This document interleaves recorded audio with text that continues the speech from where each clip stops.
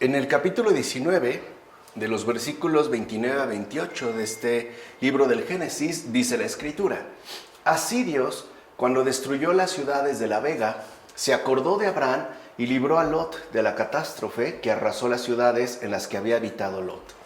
Luego subió Lot desde Zoar y se estableció en la montaña con sus 2 hijas, pues tuvo miedo de vivir en Zoar. Él y sus 2 hijas habitaban en una cueva. Entonces la mayor dijo a la más joven: Nuestro padre es anciano, y en la región no hay un hombre que se una con nosotras, como es costumbre en todo el mundo. Vamos, hagamos beber vino a nuestro padre, durmamos con él y tendremos descendencia de nuestro padre. Aquella noche hicieron beber vino a su padre, y la mayor fue y durmió con su padre sin que él se diera cuenta de cuando ella se acostó ni de cuando se levantó.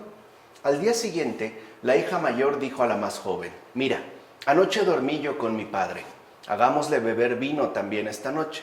Vas y duermes tú con él, así tendremos descendencia de nuestro padre. Hiciéronle beber vino a su padre también aquella noche, y la hija menor fue y durmió con él sin que él se diera cuenta de cuando ella se acostó ni de cuando se levantó. Así, las 2 hijas de Lot concibieron de su padre. La mayor dio a luz un hijo y le puso por nombre Moab, pues se dijo: procede de mi padre. Este es el padre de los actuales moabitas. También la más joven dio a luz un hijo y le puso por nombre Amón, pues pensó: es hijo de mi pueblo. Este es el padre de los actuales amonitas. Es como un pasaje fuerte que puede generar, digamos, por lo menos mucha intriga. Pero hay que indagarlo en base a la luz que se nos ofrecen los padres de la iglesia y que es la luz de la verdad.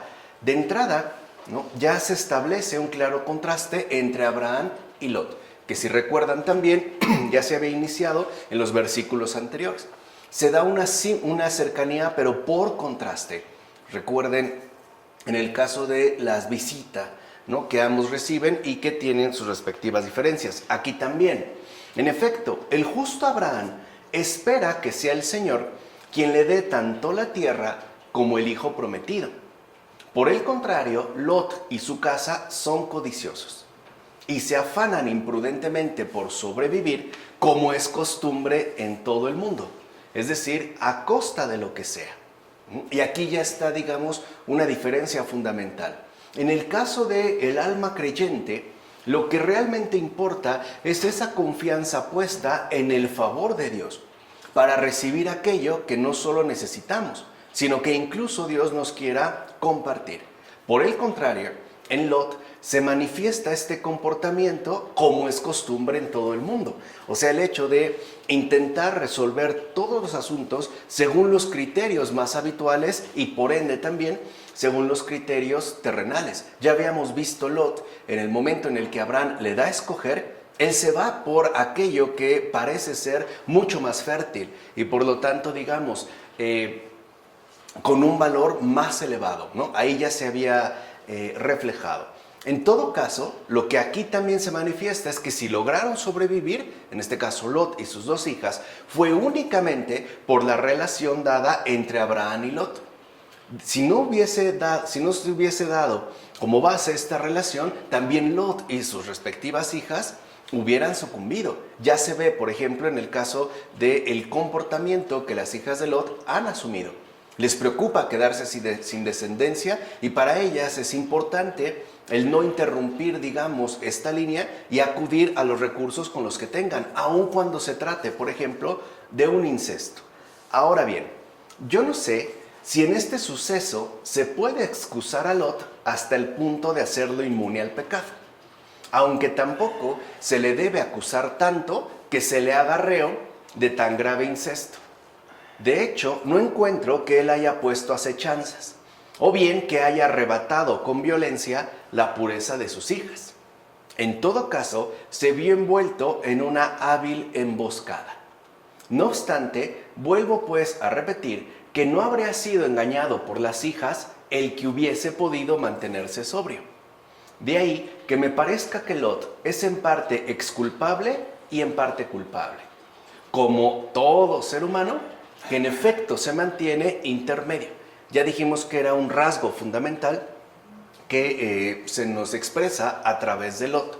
Se le puede en efecto excusar porque está libre de la culpa de la concupiscencia. O sea, no es que él haya violentado a sus hijas o que él haya sido, digamos, el que organizara y diera paso a este tipo de acto, ya que no ha consentido sobriamente a las que sí querían tal cosa. Pero sí es culpable porque se dejó engañar abandonándose al exceso del vino. Y esto no solo una vez, sino más de una vez.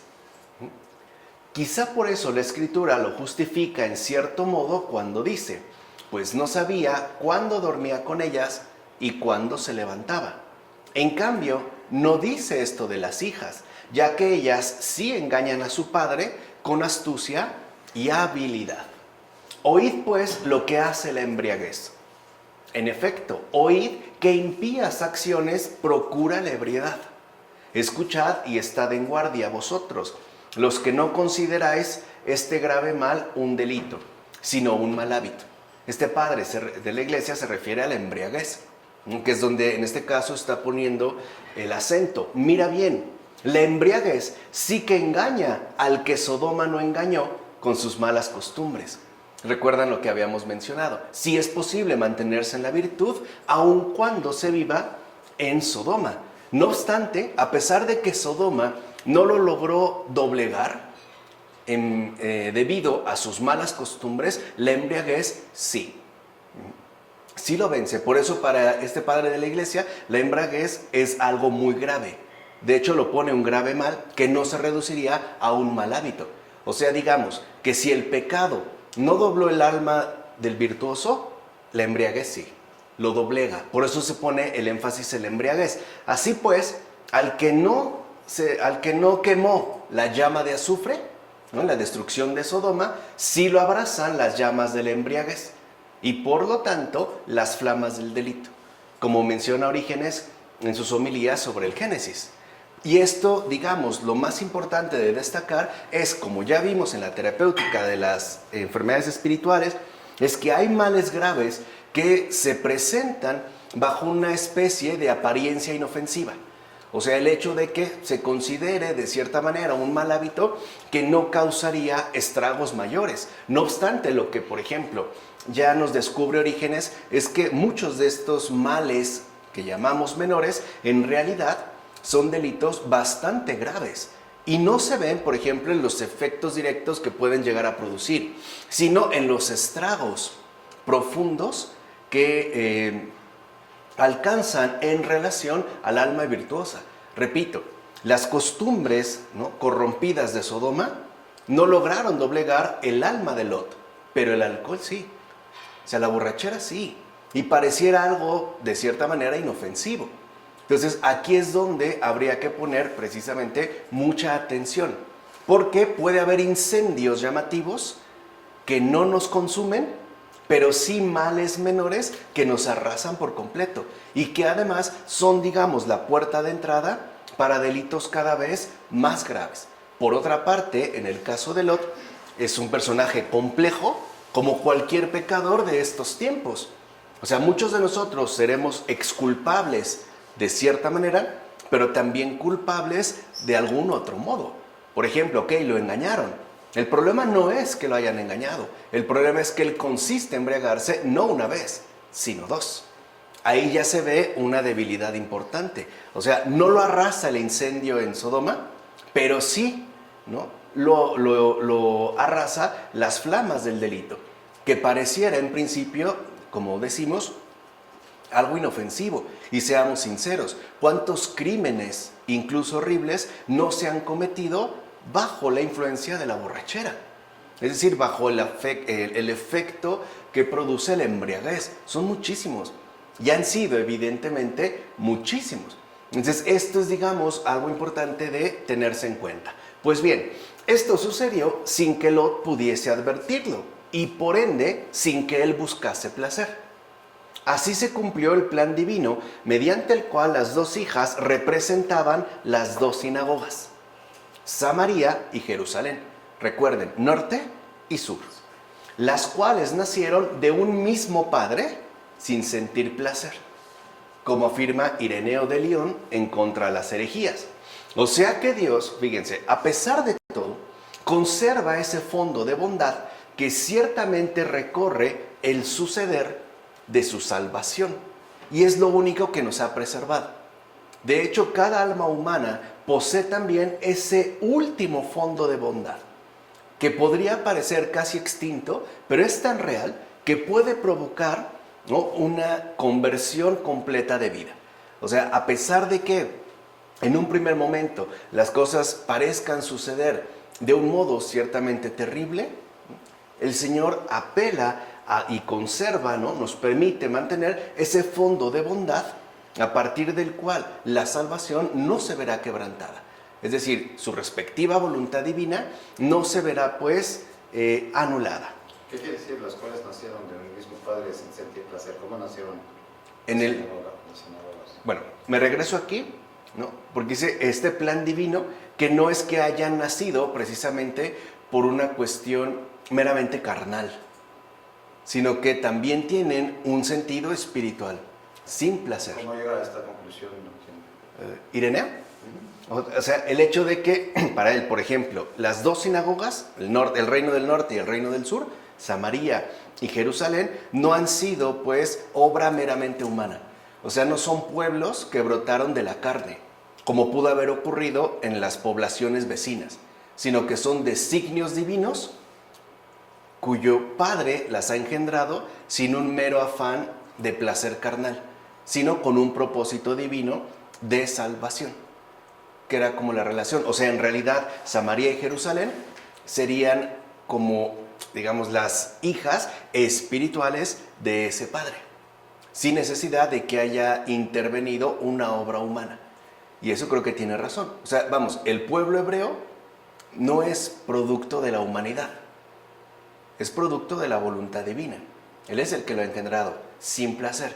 Es decir, sin que se diera de un modo antropológicamente usual, según la intervención de la sexualidad, sino que tendría más bien una dimensión espiritual, ¿vale? En consecuencia, Lot sube al monte y allí habita en una cueva, él y sus dos hijas. Con esto también debe pensarse que la ley subió.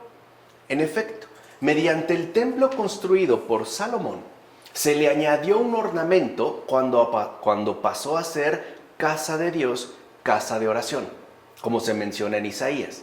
Pero sus malvados habitantes hicieron de ella una cueva de ladrones, como menciona Jeremías. Así pues, las dos hijas de Dios son las dos hijas que el profeta describe cuando dice que Ohola y Oholibá eran dos hermanas, y que Ohola era Judá y Oholibá Samaria. Por consiguiente, el pueblo dividido en dos partes hizo dos hijas para la ley. Estas, deseosas de propagar la progenie carnal y de fortificar las fuerzas del reino terrestre con una posteridad poderosa, adormecen al Padre induciéndole al sueño, es decir, ofuscan su sentido espiritual y hacen que se imponga la mera inteligencia carnal. De ahí que conciban y engendren hijos tales que el Padre ni considera ni reconoce.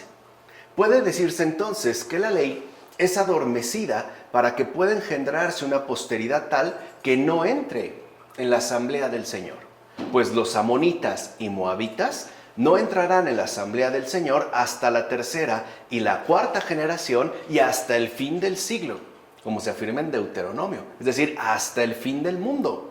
Con esto se da a entender que la generación carnal de la ley no entra en la iglesia de Cristo ni a la tercera generación. Fíjense qué interesante, es decir, por la Trinidad, ni a la cuarta, es decir, por los evangelios, ni hasta el fin del siglo, es decir, cuando haya entrado la totalidad de los gentiles y así todo Israel se haya salvado. Citando la carta a los romanos, este gran Orígenes, en sus homilías sobre el Génesis. Entonces vean, aquí hay como dos elementos a destacar. Primero, para Orígenes, la ley se vio corrompida por la ofuscación del sentido espiritual. O sea, en pocas palabras, el pueblo elegido, en lugar de mantenerse fiel a los designios espirituales, es decir, de salvación, que Dios ha instaurado, parece entonces alejarse y irse a un plano meramente terrenal. O sea, está pensando, por ejemplo, en ser un pueblo numeroso y por lo tanto en un reino como cualquier otro reino en este mundo. ¿Se acuerdan lo que dijo la hija mayor?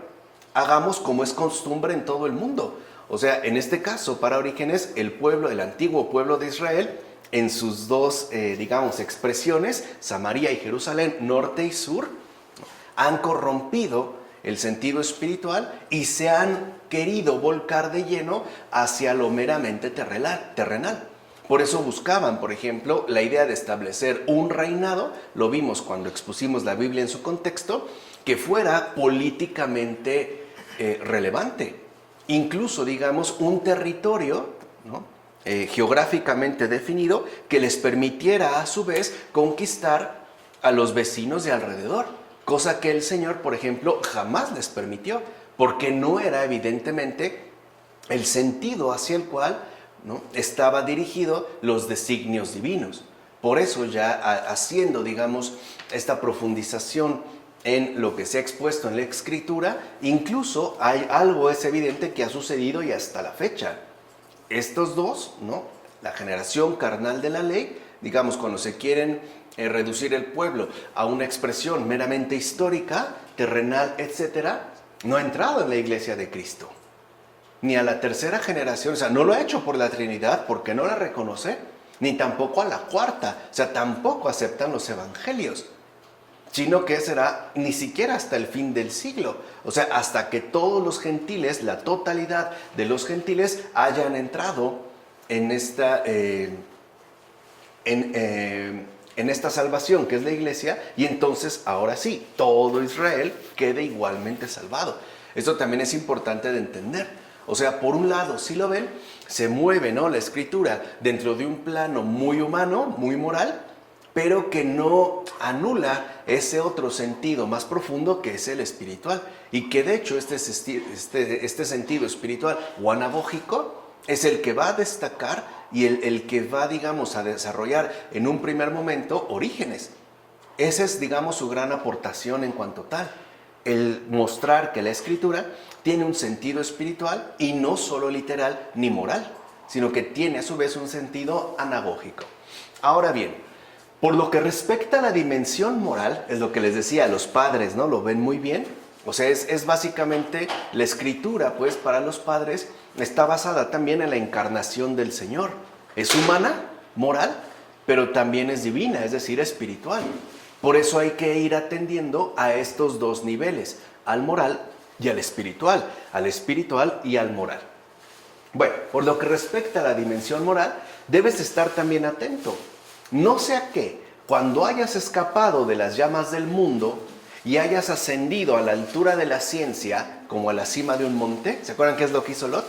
Escapó, ¿no?, de las llamas del mundo de Sodoma, se elevó al monte, se te insinúen con acechanzas estas dos hijas que no se apartan de ti, sino que incluso te acompañan cuando llegas a lo alto. O sea, cuando has, digamos, pasado de la perversión del mundo a un recorrido de conversión, a un cambio de vida. Es decir, la vanagloria y su hermana mayor, o sea, la soberbia. Vean, te acompañan incluso aunque hayas llegado a lo alto. ¿Se acuerdan que la terapéutica para los padres, la vanidad, ¿no?, era justo la más peligrosa de todas? Porque se colaba hasta lo alto, incluso en el bien. Podía darse un dejo de vanidad que echaba absolutamente todo a perder. Bueno, es lo que aquí se está destacando. Cuida pues que estas hijas tuyas no te estrechen en sus abrazos mientras, entre sueños y adormilado, te parece que no sientes y no entiendes. Con razón se les llama hijas, ya que no sobrevienen desde fuera, sino que proceden de nosotros mismos, es decir, de nuestros propios actos. Quiere decir que estas dos las engendramos nosotros a partir de nuestros actos según nuestro proceder en el pecado. No es que se nos imponga, es que nosotros literalmente las concebimos a las dos. Repito, a la menor, la vanagloria, y su hermana mayor, la soberbia. Si lo ven, la que incita primero es justamente la mayor, es decir, la soberbia. Vigila pues cuanto puedas y cuídate de no engendrar hijos con ellas, porque los que de ellas hayan nacido no entrarán en la iglesia del Señor.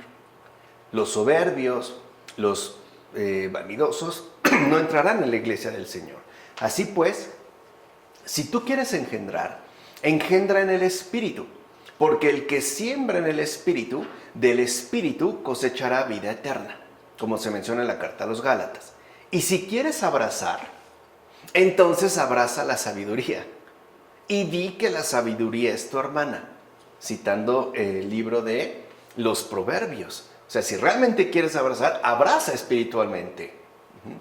Y así la sabiduría dirá de ti: el que hace la voluntad de mi Padre que está en el cielo, ese es mi hermano y mi hermana y mi madre, como dijo Jesús en Mateo, ¿no? Y lo retoma Orígenes. Aquí está, digamos, la ofuscación del sentido espiritual.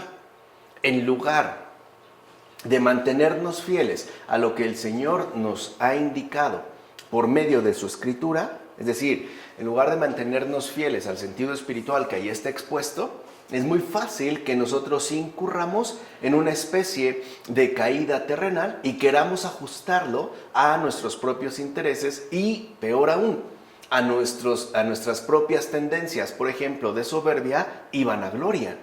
El hecho de querer, simple y sencillamente, destacar. Esto lo vemos en el crucificado. Cuando Jesús le dice a Pilato: mi reino no es de este mundo, ¿no? Para Pilato era evidente que Jesús era una especie de exaltado religioso, un visionario, pero no un peligro para el Imperio Romano. Eso lo tenía muy claro. Porque para Pilato, un rey se caracteriza por el número de súbditos que tiene a su cargo.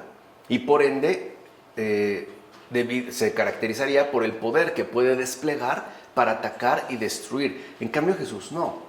Recuerden que además está solo, ni siquiera en ese momento tiene seguidores. No hay nadie ahí, todos lo han abandonado. ¿Y dónde se muestra el reino? En la cruz. Ese es su reino. El reino del don total de sí, de la entrega absoluta de uno mismo. Y ese es el reino de la verdad. Es decir, ahí se manifiesta el verdadero sentido, ¿no?, que Jesús ha venido a traer al mundo. Es decir, la luz de la verdad. Ese es su trono. ¿Desde dónde reina este rey? Desde el madero de la cruz, clavado en la cruz. Ese es su trono. Además, ¿no?, en contraste con los reyes ordinarios, uno no tiene que pedir una audiencia especial para ser atendido por este rey. Este rey está a disposición de cualquiera, independientemente de su estatus social o de su propia condición de vida. Incluso no solo está, digamos, ¿no?, disponible para el que acuda a él, lo está esperando con los brazos abiertos. O sea, esto es, digamos, como el contraste fundamental. Por eso es tan importante que nosotros no nos dejemos ofuscar, ¿no?, e incurramos, por ejemplo, en criterios que lo único que hacen es apartarnos de la verdad, como puede ser la soberbia y su hermana menor, la vanagloria. Por último, veamos ahora qué significa, por lo que se refiere a la ley, Zoar. Fíjense, Zoar significa ciudad pequeña y no pequeña. Eso significa Zoar. Y Lot decidió quedarse en Zoar, ciudad pequeña y no pequeña. Para empezar, es llamada ciudad, porque apela al género de vida de muchos. Por eso cuando antiguamente se hablaba de la ciudad de Sodoma, por ejemplo, nosotros lo pensaríamos en términos más bien de amplitud geográfica. O sea, pensamos que una ciudad se destacaría por su tamaño y por la cantidad de avances importantes con los que puede contar, una zona de urbanización. Pero en realidad, aquí, en el caso bíblico, cuando se habla de ciudad, se está hablando sobre todo a un género de vida ciertamente compartido. En efecto, es la ciudad la que unifica y engloba la vida de una muchedumbre. Y es cierto, incluso los que viven en una ciudad comparten cierto tipo de costumbres, establecen una serie de parentescos de familia y que de alguna manera unifica y engloba la vida de esta muchedumbre. De hecho, los que viven en la ley tienen una manera de vivir pequeña e insignificante mientras entienden la ley según la letra, ya que no tiene nada de grande observar carnalmente los sábados. Fíjense, esa es otra de las discusiones. O sea, ¿qué de grande tendría mantenerse en el precepto del sábado de una forma meramente material? O sea, vamos, meramente humana. O la circuncisión de la carne y la distinción de los alimentos. En cambio, si uno empieza a entender espiritualmente dicha ley, esas mismas observancias que según la letra son pequeñas e insignificantes, según ya el espíritu no serán ya pequeñas, sino grandes, y grandes en verdad. Entonces el problema, ¿no? Lo menciona también Orígenes, el problema está en que cuando nos acercamos a las escrituras solemos muchas veces quedar como atrapados dentro de esta pequeñez que sería el sentido literal. Y por eso hay cosas que nos resultan como inaceptables o simplemente incomprensibles, ¿no? Incluso aunque se indiquen de manera literal y parezca con eso señalarse cierto tipo de pequeñeces, aunque humanamente, antropológicamente, carnalmente sí sean pequeñeces, en base al espíritu no lo son. Recuerden cuando hablamos de la circuncisión. Por ejemplo, lo que significa realmente la circuncisión no es el quitarse el prepucio, es literalmente, ¿no?, arrancar todo aquello que ensucia el corazón, o toda aquella suciedad, ¿no?, extirparla del propio corazón. Eso es grande. Y eso es realmente grande. O sea, de nada sirve que alguien esté circuncidado si sigue siendo, por ejemplo, una mala persona. No, o sea, aunque haya cumplido un precepto de manera literal, pues no tiene esa verdadera grandeza. Y lo mismo pasa en los creyentes de hoy. Por ejemplo, asistir a misa todos los domingos, que es el precepto para cualquier laico, pues si se hace meramente por cumplir a la letra lo que se indica, pues no tiene ningún valor. O sea, es una pequeñez. Realmente no tiene nada relevante y no sería, en pocas palabras, algo sustancial. Pero si uno lo hace según el Espíritu, es decir, para fortalecer la comunión con el Señor, ¿no?, y por ende, para reforzar esa vivencia litúrgica a lo largo de toda la semana, entonces ahí sí ya se adquiere una verdadera grandeza. ¿De acuerdo? De aquí ya entonces se va a pasar al capítulo 20, versículos 1 a 7. Abraham se trasladó desde allí a la región del Negev y se estableció entre Cades y Sur. Luego fue a habitar a Gerar. Y decía Abraham de Sara, su mujer: esta es mi hermana. Entonces Abimelech, rey de Gerar, mandó a buscar a Sara y la tomó para sí. Pero por la noche Dios se presentó a Abimelech en un sueño y le dijo: vas a morir a causa de la mujer que has tomado para ti, pues es una mujer casada. Sin embargo, Abimelech, que no se había acercado a ella, respondió: mi señor, ¿es que vas a matar también al inocente? ¿Acaso él no me dijo que era su hermana y ella misma confirmó que él era su hermano? Yo lo hice con rectitud de corazón y manos inocentes. Dios le contestó en el sueño: también sé que hiciste esto con rectitud de corazón, y yo mismo te he impedido pecar contra mí.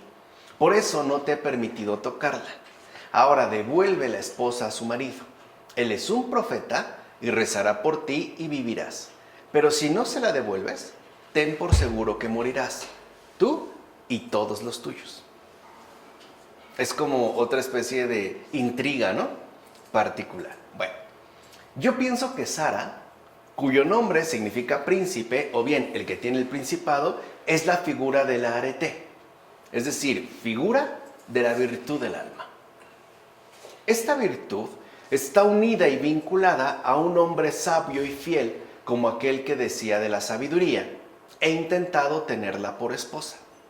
Por eso Dios dice a Abraham: en todo lo que Sara te diga, hazle caso, que también ya lo habíamos comentado. Así pues, si alguno ha tomado a la virtud como esposa, hágale caso en todo aquello que le dé consejo. O sea, si realmente nos hemos desposado con la virtud, si hemos tomado la resolución de llevar una vida recta, entonces dejémonos aconsejar por la virtud y hagámosle caso en todo aquello que nos aconseje. Ahora bien, Abraham ya no quiere que a la virtud se le llame su mujer, porque mientras se le dé ese nombre, no puede ser compartida con alguien más. De hecho, es conveniente que hasta que no lleguemos a la perfección, la virtud del alma permanezca dentro de nosotros. Es decir, que sea algo propio. Pero llegados a la perfección y por ende teniendo capacidad para enseñar a otros, no debemos mantener encerrada la virtud en el seno como si se tratase de la esposa, sino que, como hermana, hemos de darla en matrimonio a otros que la deseen. ¿Se entiende ahora ese sentido espiritual? ¿O no es a los perfectos a los que dice la palabra divina, di que la sabiduría es tu hermana? Como se menciona en Proverbios. De ahí que Abraham, en tanto perfecto, permita que el que quiera posea la virtud. Sin embargo, aunque el faraón quiso tomar a Sara de cierta manera, no lo quiso con corazón puro. En efecto, la virtud no puede cohabitar con el exterminador. Es así, en efecto, como se traduce faraón a nuestra lengua, como menciona Orígenes. O sea, faraón en egipcio, ¿no?, traducido al griego significaba exterminador. Entonces aquí vemos algo muy importante. No es que precisamente haya mentido Abraham, es que él ya está en otro nivel. O sea, él ya está viviendo, ahora sí, ¿no?, de manera comprometida, el sentido espiritual que el Señor le ha ido mostrando poco a poco y que ha ido adquiriendo a lo largo, ciertamente, de muchos años. En un principio uno tiene que ser celoso con la virtud, es decir, mientras uno mejora y se prepara, mientras uno, digamos, se va disponiendo para hacer de mucho bien para los demás, para las demás almas. Ahí no puedes compartir todavía la virtud, te tienes que comprometer con ella a fondo, a la manera de una esposa. Pero una vez que uno ya ha alcanzado esta perfección, uno ya no puede seguirla poseyendo como algo propio. Uno está llamado también a compartirla con los demás, a ofrecerla a los demás para que los demás también puedan casarse con ella. Por eso la virtud en el alma ya no es para los que han avanzado, ¿no?, en el camino espiritual, una esposa, sino una hermana. La comparten, la transmiten, la enseñan. ¿Se entiende? O sea, esto es muy importante de tener en cuenta. Además, aunque haya algunos que efectivamente la quieran tomar como esposa, mientras sean faraones, o sea, mientras tengan algo de exterminadores en sí, no pueden cohabitar con ella. No es posible. ¿Por qué? Porque lo único que van a hacer es, digamos, como atacarla e incluso sofocarla. O sea, como todo faraón, quererla someter a sus respectivas indicaciones, o sea, a sus propias exigencias. Ahora bien, Abraham se trasladó de allí y habitó entre Cadés y Sur y permaneció en Gerar. ¿De dónde es que se trasladó? Pues del lugar donde estaba acampando y fue considerado digno de escuchar al Señor de todos. Observa pues cómo es la vida de los justos. Es decir, qué austera y sencilla es y con qué facilidad hacen los traslados. O sea, el hecho de que se pueden mover de un lado a otro. En efecto, viven su vida como nómadas y peregrinos, o sea, como si vivieran en tierra extraña. Ciertamente, nosotros no actuamos así, ya que habitamos la tierra extraña como si fuera nuestra única patria. Y por eso hasta construimos espléndidas viviendas con pórticos y numerosos paseos e infinidad de otras cosas. Queremos como arraigar y quedarnos en el mundo a perpetuidad, no algo que fuera como indestructible. Por el contrario, observa más bien lo siguiente. Todas las posesiones del justo se reducen a los que han nacido en su casa y a los rebaños. Hablando en particular de Abraham. De hecho, el justo no permanece en un solo lugar, sino que en un momento levanta su tienda en Betel. Luego lo hace junto a la encina de Mambré. Después baja también a Egipto y ahora acampa en Gerar. Y todo lo soporta con facilidad y hasta muestra agradecimiento en todo a su Señor. De hecho, a pesar de tan grandes promesas y compromisos que recibió de Dios, rodeado además de enormes peligros y hasta arrojado a variadas y distintas pruebas, el justo se mantuvo inamovible como una pieza de acero, es decir, firme en su piadosa actitud y por ende para nada indolente ante ninguno de los obstáculos con los que se topa de manera frecuente. Observa pues, querido amigo, qué prueba le acaeció en Gerar y qué admirable valentía mostró la virtud del justo, a tal punto que sin siquiera irritarse, no pidió cuentas de lo sucedido al Señor. O sea, ahí se ve este perfil, ¿no? Tiene que desplazarse, hacer un cambio, no se enoja el por qué a mí lo tengo que hacer tal. Ya habíamos dicho que en la base de la fe estaba la disponibilidad, que de hecho es justo, ¿no?, lo que se traduce ya de manera plena, es decir, a partir del Señor, en términos de seguimiento. Uno al final, cuando se decide a seguir al Señor, uno ya no cuestiona, uno trata de mantenerse fiel a lo que se le ha indicado.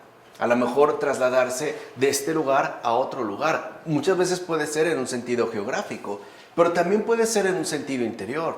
Pasar, por ejemplo, de un apego a otro apego distinto. Pasar, en pocas palabras, de lo terrenal a lo celestial, etcétera, etcétera, etcétera. Incluso ya sin mostrar ningún tipo de irritación. Cosa que, por otra parte, muchos sí hacen, aunque estén saturados por incontables pecados. O sea, los que estamos saturados de incontables pecados somos pues los que más nos quejamos. Por ejemplo, una enfermedad, ¿no? Para el pecador no es posible que a él le suceda algo así. O sea, el pecador se considera intocable y además como blindado de cualquier tipo de molestia o calamidad, ¿no? El pecador nunca acepta que le suceda algo malo a él precisamente, porque para el pecador todos están mal menos él, es parte de su ceguera, ¿no? El pecador pues, ese sí sabe reclamar hasta por la más mínima cosa, ¿no? Dice, cosa curiosa, estos últimos en efecto, tan pronto caen en dificultades, aunque sean mínimas, y de inmediato dicen indignados, ¿por qué me ha pasado a mí esto o aquello? ¿Cómo es posible que me haya ocurrido cosa semejante? Pero el justo no actúa de esa forma, ya que bien sabe que de allí incluso gozará de un mayor favor por parte de lo alto. O sea que confía en que el Señor está de por medio y aunque de momento la cosa no resulte agradable, el Señor tendrá preparado algo infinitamente mayor de lo que se podría suponer. Es esto justamente lo que caracteriza a un siervo sensato, es decir, el no entrometerse en lo que el Señor realiza. En todo caso, acepta lo ocurrido con piadoso silencio y con mucho agradecimiento, ¿no? Como menciona Juan Crisóstomo en sus homilías sobre el Génesis. Puede decirse entonces que al menos para el justo, el amigo de Dios, todo es un regalo divino. Y ahí se ve también un perfil importante de nuestra propia maduración espiritual. ¿Qué tanto nos entrometemos, nos molestamos, nos enojamos, nos irritamos, incluso nos indignamos en el proceder de Dios? Es lo que había destacado en su momento el Papa Francisco, que somos cristianos sí, pero. Es decir, aceptamos la voluntad de Dios, pero no del modo en el que Él lo realiza. O sea, nos entrometemos en el modo de realización que el Señor ha elegido. No nos gusta su modo. O sea, nos irrita, quisiéramos que las cosas fueran distintas, incluso que tuviera una especie de asesoría por Zoom, ¿no?, con nosotros para darle algunos consejos y ver a cómo todo entonces sería maravilloso. Cuando se habla del piadoso silencio, se está hablando de la paz del corazón. Ese es el piadoso silencio. Ya uno no se siente inquieto, uno no está molesto, uno no está indignado. Uno ya no padece esa indignación. Uno vive esa paz del corazón, piadoso silencio, que además, ¿no?, nos invita a agradecerle al Señor que lo haya decidido así, precisamente porque Él no se equivoca. O sea, aunque para nosotros las cosas pudieran ser de otra manera, algo debemos tener muy claro. Dios nunca se equivoca y Él sabe en cada ocasión y bajo cada circunstancia qué es realmente lo mejor. no solo para uno, sino para el mundo entero. Recuerden que al final todo refiere a un propósito de salvación. Aun cuando los modos no necesariamente nos parezcan, por ejemplo, pues los más agradables. Ahora bien, si Sara es figura de la virtud y Abimelech quiso tomar la virtud con un corazón puro, ¿qué quiere decir que el Señor no le permitió tocarla? Que eso también es interesante. Si Sara es la virtud y Abimelech quiso tomar, ¿no?, acceder a la virtud con un corazón puro, ¿por qué entonces el Señor no le permite tocarla? Veamos, ¿no? Aquí se va también como indagando. Abimelech significa mi padre es rey. Ese es el significado de este nombre Abimelech. Mi padre es rey. Así pues, todo parece indicar que Abimelech es figura de los estudiosos y sabios del mundo que, dedicándose a la filosofía, pero sin llegar todavía a una íntegra y perfecta regla de piedad, piensan que Dios es Padre y Rey de todas las cosas, o sea, que es el soberano que las gobierna todas.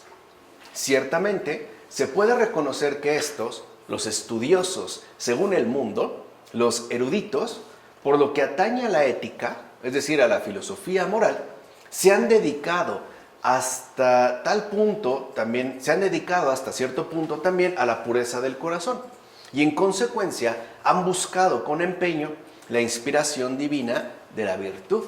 Sin embargo, Dios no les permitió tocarla, ya que esta gracia estaba preparada para ser entregada a los gentiles no por Abraham, sino por medio de Cristo Jesús, como afirma Orígenes. Entonces, hay cosas como la verdadera virtud que son anunciadas en el Antiguo Testamento, pero su plena realización solamente se alcanza con el Señor Jesús.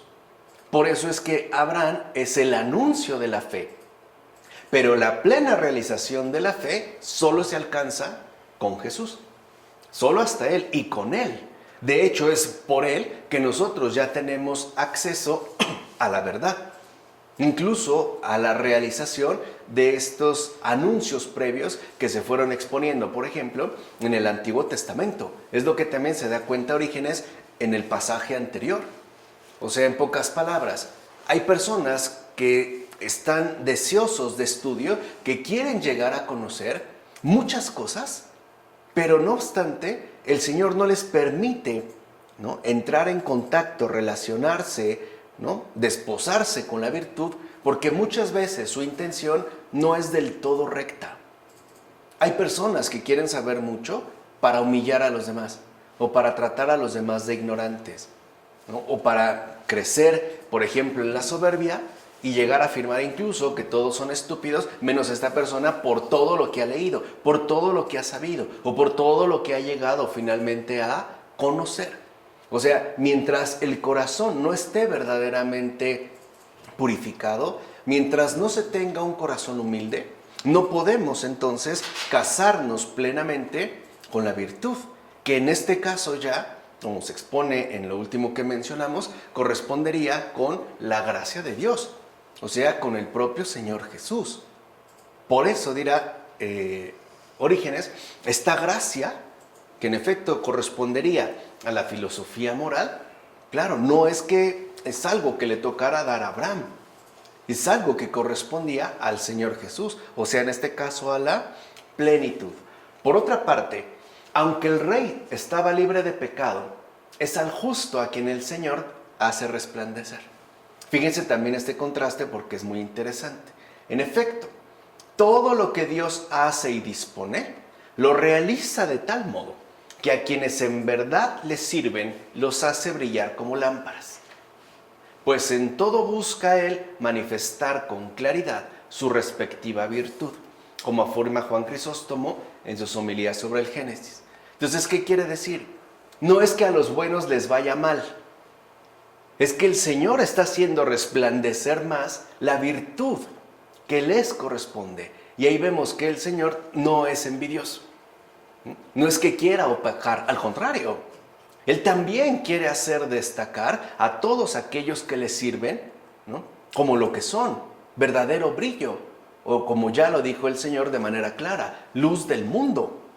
Por eso a veces vemos como una persona justa, ¿no? Un alma creyente, atraviesa dificultades y no nos explicamos por qué no se ha vuelto loca, o por qué no se ha suicidado, o por qué no está a punto de colgarse, o por qué no vive con tremenda amargura, por qué incluso mantiene esa especie de sonrisa estúpida en el rostro cuando debería a lo mejor estarse lamentando, ¿no? Y estar despotricando contra todo y contra todos. Bueno, eso es lo que el Señor permite.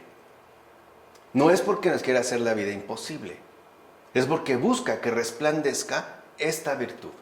En todo caso, queda claro que no basta con estar libre de pecado, ya que lo verdaderamente importante consiste en estar siempre asistido por la gracia de lo alto, es decir, bendecido por Dios. Porque claro, una cosa es decir que no hago mal. Otra cosa es saber que mi vida está asistida por la gracia de lo alto. O sea, una cosa es reconocerse plenamente como alguien bendecido por Dios. Alguien pues que en definitiva no remite a sí mismo, sino al obrar de Dios en él. Esto es fundamental, porque a veces pareciera que para nosotros lo único relevante es como mantenernos de cierta manera apartados del pecado, ¿no? O sea, como que nos conformamos con no pecar.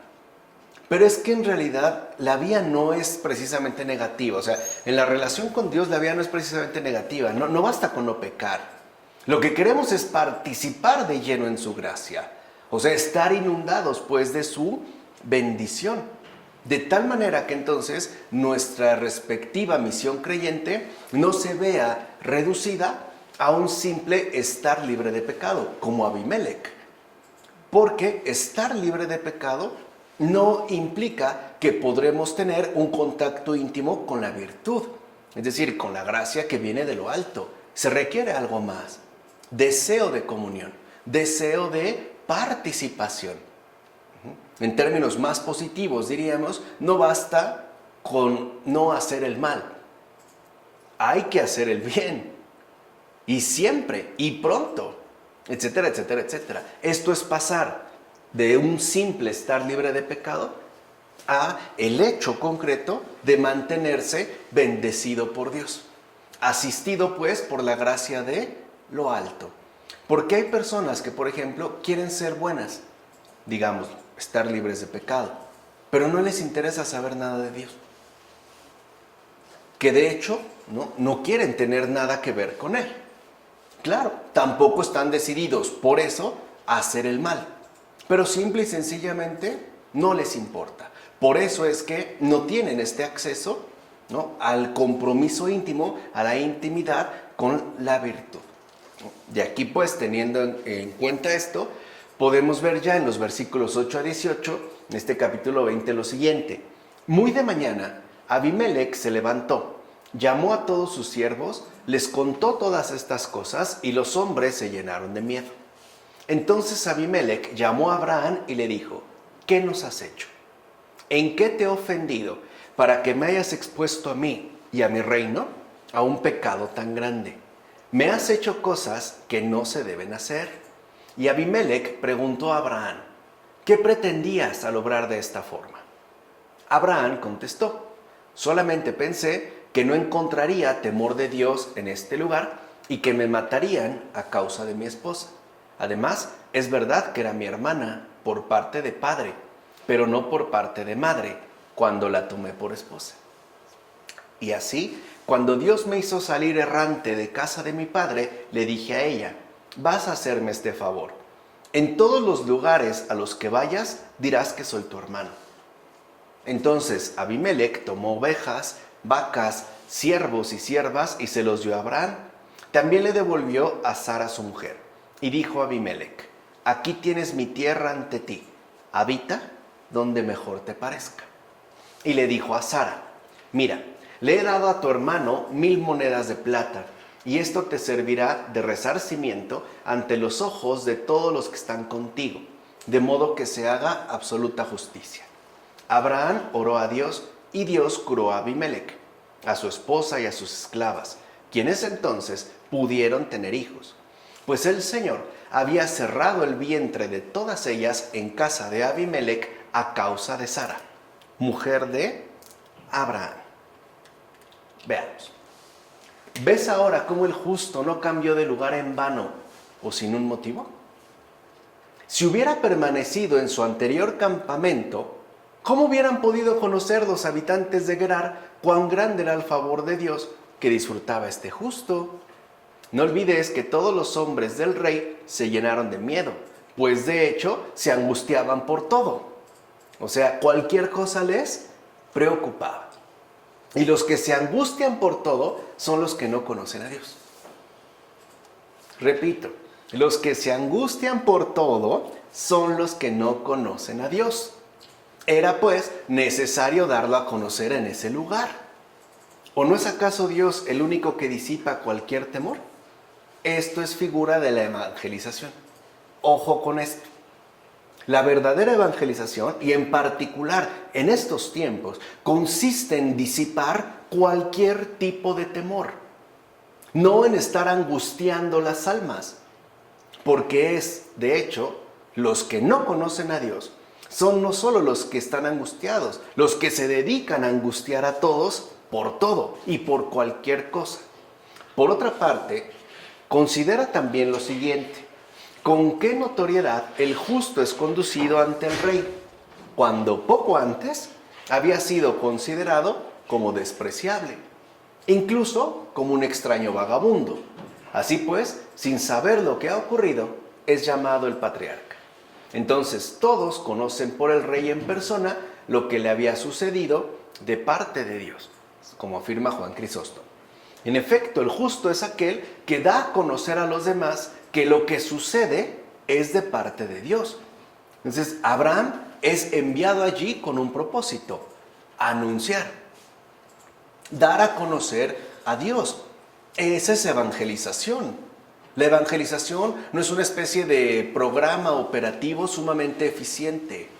No es una especie de sistema, ¿no?, que permite hacer proyectos a gran escala. No, la verdadera evangelización es dar a conocer a Dios en cualquier lugar, bajo cualquier circunstancia, y darlo a conocer de manera concreta, es decir, basados en la experiencia propia. Ese simple comentario que vimos en los versículos anteriores, de que todos los hombres del rey se llenaron de temor, significa que eran supersticiosos. Pues, para acabar pronto, eran supersticiosos. ¿Por qué entonces eran supersticiosos? Porque no conocían a Dios. Y una persona supersticiosa tiene un corazón apresado por el miedo. Una persona supersticiosa se angustia absolutamente de todo. ¿Por qué? Porque no está en el verdadero conocimiento de Dios. O sea, no tiene experiencia de su respectiva bondad. Por eso es tan importante darlo a conocer allí donde nuestra propia vida se desarrolla. Y pregunto, ¿no es justamente bajo estas circunstancias tan mundanamente dramáticas, ¿no?, de inestabilidades económicas, de crisis políticas, de tanta efervescencia social, de incertidumbre, de enfermedades, de pandemia, de panoramas, ¿no?, tan sombríos, donde se debe evangelizar, dando a conocer a Dios justamente por medio de disipar todos los miedos? ¿O también nosotros debemos mantenernos entonces angustiados, preocupados? ¿Qué es lo que estamos haciendo? O sea, ¿por qué? Alguien se puede preguntar, ¿por qué nos tocó vivir esto? Porque ese es nuestro llamado a la evangelización. ¿Cuál es nuestra respectiva postura? ¿Cuál debe ser nuestra actitud? ¿Qué pensamientos debemos tener? ¿Qué modo de obrar debemos asumir? O sea, en pocas palabras, ¿qué es aquello que tenemos en el corazón? De eso dependerá toda la evangelización. No es que se requieran de programas más o menos exitosos a corto, mediano y largo plazo. Lo que se requieren son testigos auténticos, que como Abraham están en la disponibilidad de moverse a donde el Señor los envíe para darle a conocer en base a las experiencias concretas de vida, Además, como lo acaba de mencionar Juan Crisóstomo, en un principio Abraham apareció como un verdadero irrelevante, un vagabundo, un despreciable. ¿Quién es este? ¿Quién se lo tomaba en serio? ¿Con qué cartas de presentación llegó? Ninguno. ¿De dónde venía? Es un extraño. Pero al final mostró que este extraño iba de parte suya. Y con eso cambia toda la perspectiva. Es más, vean cómo Abimelech, ¿no? Lo iremos viendo un poquito más adelante, incluso le corresponde, le da un honor absolutamente diferente. Es decir, se le reconoce pues como un enviado de Dios, aunque al principio no lo parezca. Ahora bien, ¿qué pretendía Abraham al obrar así? Observa en este punto lo siguiente. Al tiempo que Abraham se defiende, proporciona una enseñanza sobre el conocimiento de Dios. De hecho, estaba como angustiado pensando que debido a su ignorancia, aquellas personas no respetarían la justicia. Observa pues cómo en pocas palabras no solo los reprende, sino que también les enseña esto. Quien tiene a Dios presente por encima de todo, no debe cometer nada injusto.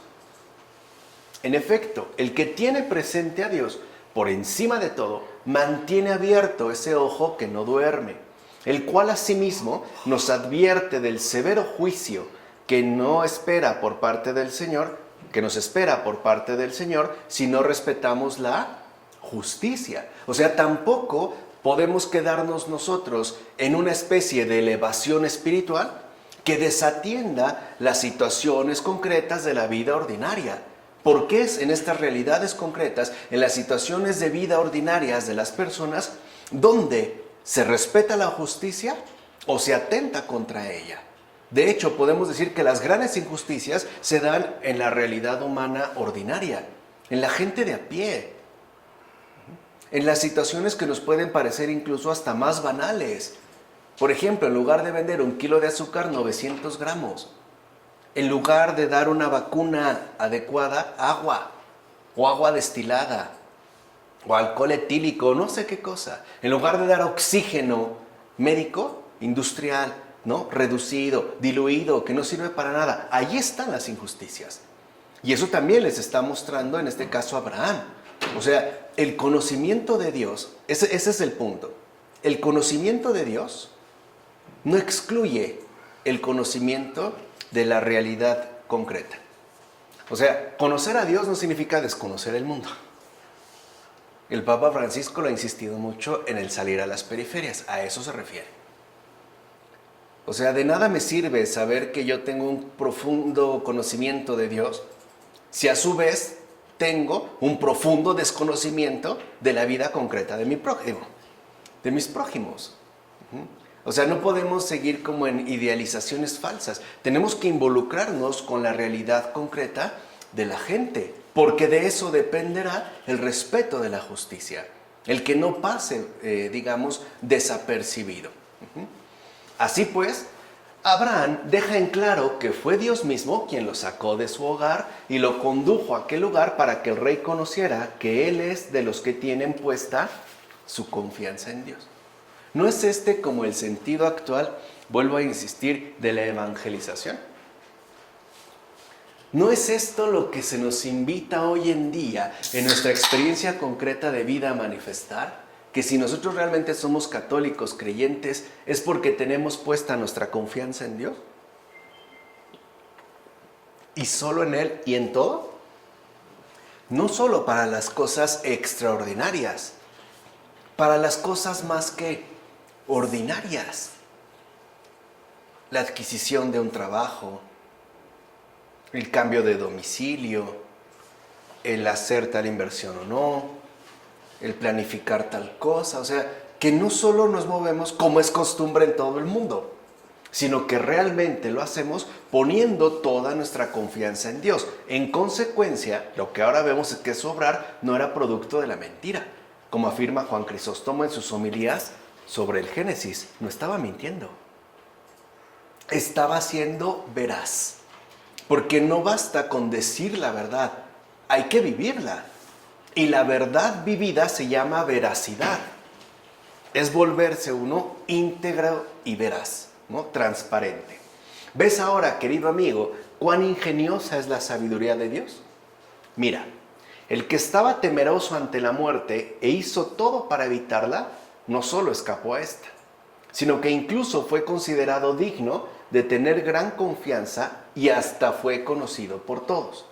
Así es como Dios hace las cosas. En efecto, libera de la adversidad a los que se esfuerzan en las pruebas que les sobrevienen. Y además, proporciona tal alegría en la misma adversidad que incluso llegamos a olvidar por completo la dificultad.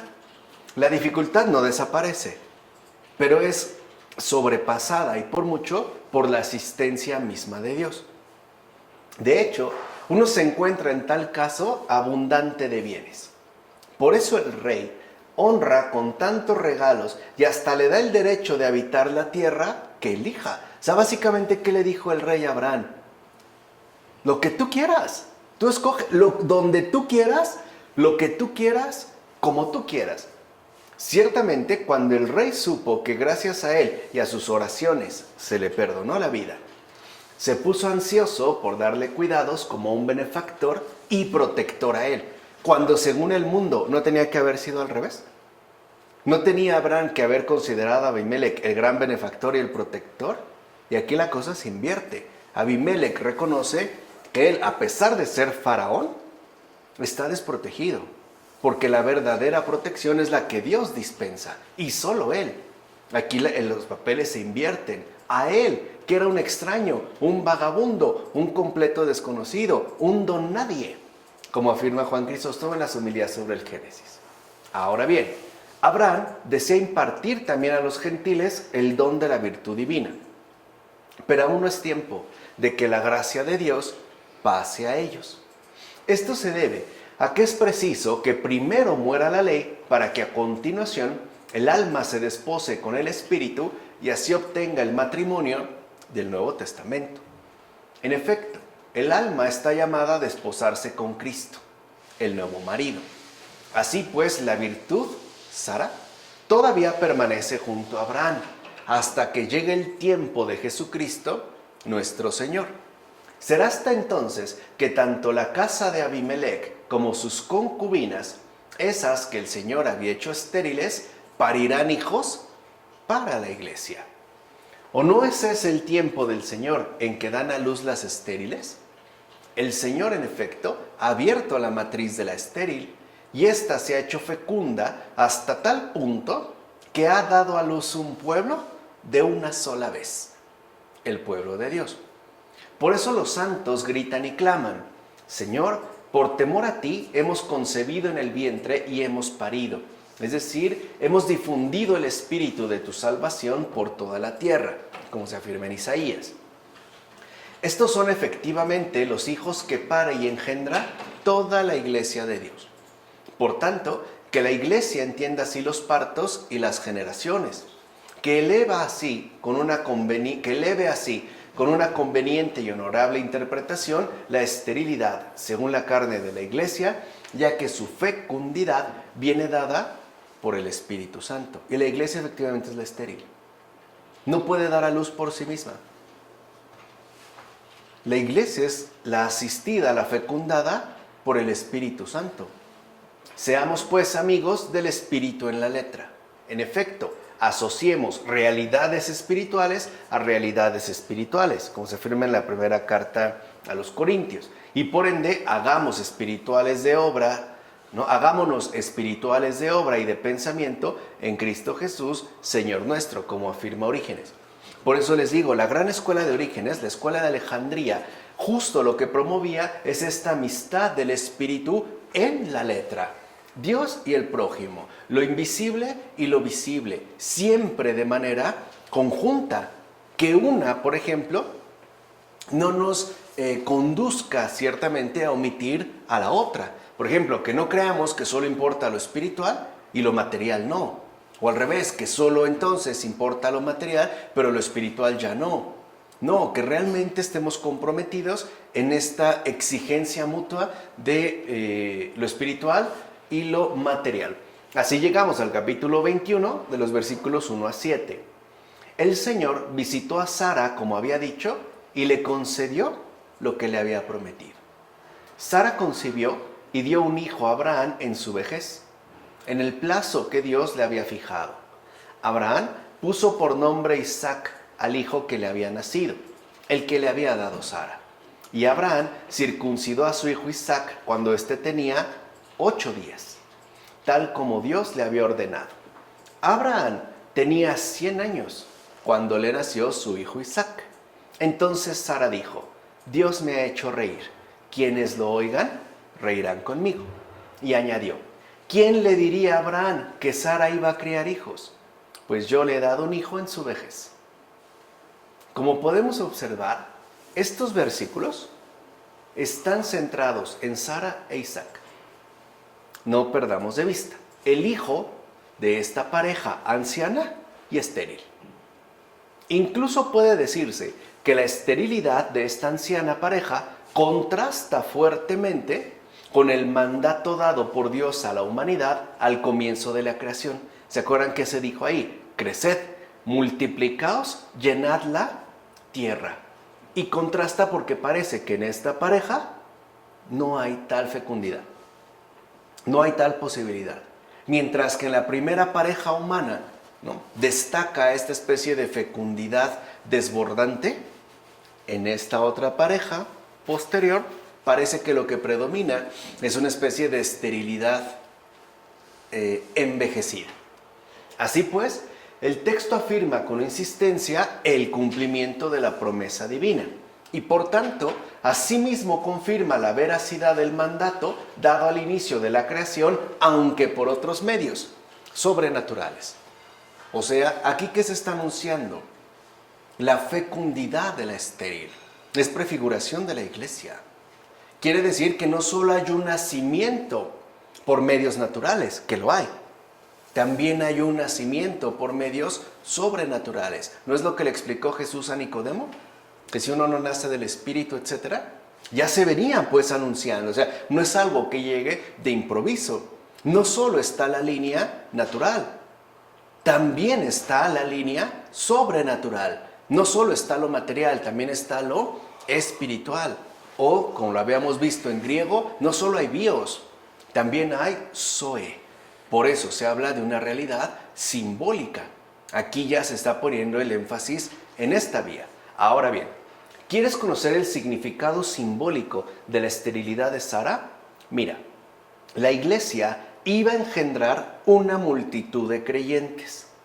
Y para que no pongas en duda cómo la que no tiene hijos, la que no ha dado fruto, la estéril pues, haya dado a luz, la que era estéril por naturaleza se adelantó y preparó el camino. Sara en efecto es figura de la iglesia. De hecho, de la misma forma que aquella, a pesar de ser estéril, dio a luz en su vejez, así también la iglesia, aunque estéril, ha dado a luz en los tiempos finales. Porque sabemos que estamos en los últimos tiempos, como afirma Juan Crisóstomo. De manera, otra figura de Sara es figura de la Virgen María. La Virgen María concibe virgen, Sara concibe estéril, y creo que Raquel también, la otra. Pero esa es figura de la Virgen también. Sí, porque como sabemos, María, de hecho lo veremos adelante, es figura de la iglesia y de la madre. Igual así esta maternidad en la persona concreta de María y también en la realidad compleja de la iglesia. O sea que lo que se reveló en los últimos tiempos a partir de la encarnación del Señor era algo que ya venía anunciado desde el principio, es decir, desde el Génesis. ¿Se entiende? O sea, no es algo que llegara de improviso, más de 1000 años en los que el Señor iba preparando el camino para que los israelitas recibieran con alegría el cumplimiento de la obra divina. O sea, no tenían más por qué rechazar la iglesia. Más bien la tendrían que abrazar.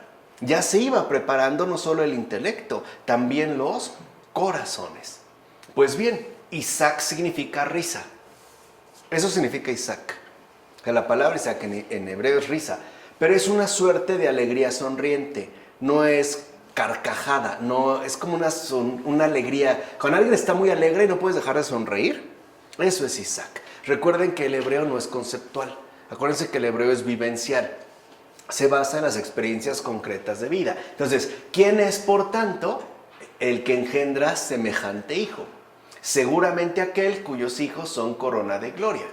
En efecto, el que engendra semejante hijo es el Espíritu, que es el único capaz de fecundar la esterilidad de la iglesia. O sea que de fondo todo bautizado es Isaac también. Esta especie de alegría sonriente que se ve reflejado incluso en el propio rostro del Padre. Porque, como buen padre, se alegra mucho al ver el nacimiento de su hijo. Jesús lo dijo de otra manera. Hay más alegría en el cielo por un pecador que se convierte que por 99 justos que no necesitan convertirse. Está hablando de este Isaac, de esta alegría sonriente. ¿Viste pues cómo el nacimiento de Isaac hizo feliz a Sara? Y esta alegría, como ella misma dijo, sería una alegría compartida. Dice Sara, el don que Dios me ha dado es grande y sobrepasa las limitaciones humanas. ¿Quién no se sorprendería al verme criar y alimentar a mí, que ya he llegado a una edad avanzada sin haber tenido hijos? No cabe duda que lo sucedido supera la naturaleza. ¿Quién podría imaginar tal cosa? ¿Qué mente será capaz de concebir dicho prodigio? ¿Qué lógica será capaz de inventar con tal precisión todo lo ocurrido? De hecho, no fue tan sorprendente que brotaran fuentes de agua de una roca en el desierto cuando Moisés la golpeó con una vara, como el hecho de que un niño naciera de una matriz ya muerta y que surja leche. Eso es mucho más sorprendente. En efecto, ella misma cría al niño e insiste en alimentarlo. Sara, pues, está criando un niño, es decir, está como aferrada a lo inaudito, o sea, a ese hijo nacido contra toda esperanza. De hecho, ese es un cristiano en el mundo contemporáneo. Un hijo de Dios nacido contra toda esperanza. Especialmente en estos momentos, Parece que hoy no hay esperanza de que haya buenas personas. Y menos auténticos discípulos del Señor. Hoy el católico es un verdadero católico, el verdadero discípulo del Señor, es un hijo nacido contra toda esperanza. Y Sara, fíjense qué hermosa imagen, y Sara al mirarlo no deja de sonreír, pues este niño le recuerda constantemente que el Señor hace desaparecer todos los obstáculos, como afirma Juan Crisóstomo en sus homilías sobre el Génesis.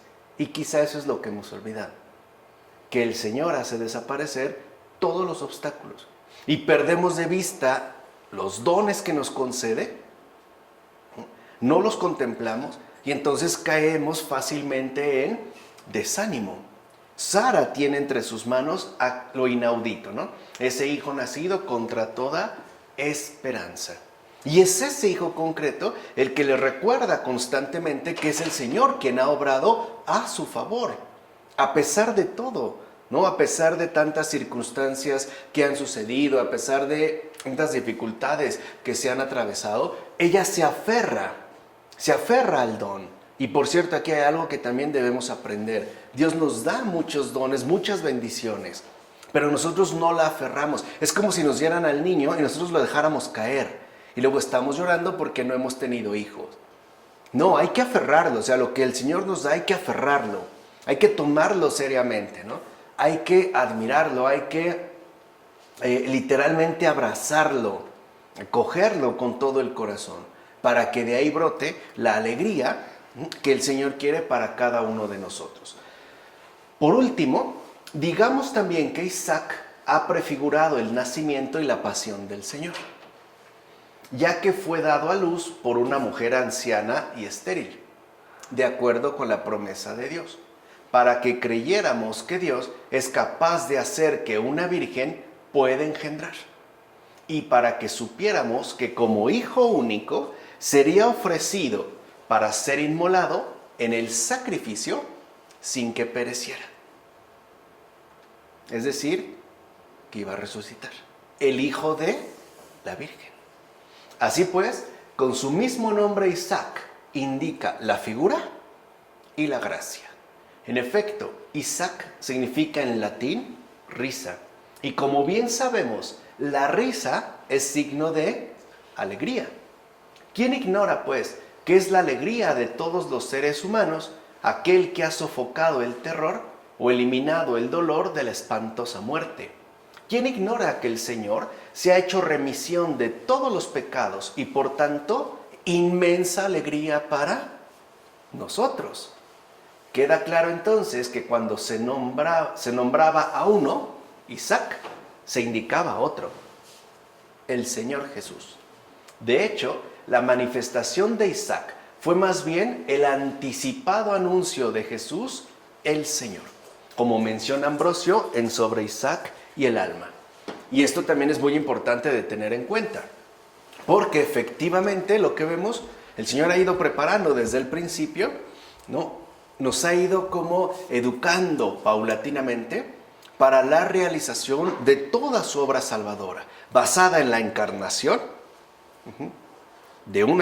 dada en una virgen que ha dado a luz, manteniéndose virgen, que ha brotado una matriz estéril, fecundada por el Espíritu Santo, que llamamos iglesia, y que al final fue obra y fruto, es decir, realización plena de este Hijo único que sí fue sacrificado, como un anuncio, ¿no?, del Señor, basado en su, no solo pasión, no solo en su muerte, pues, sino también en su resurrección.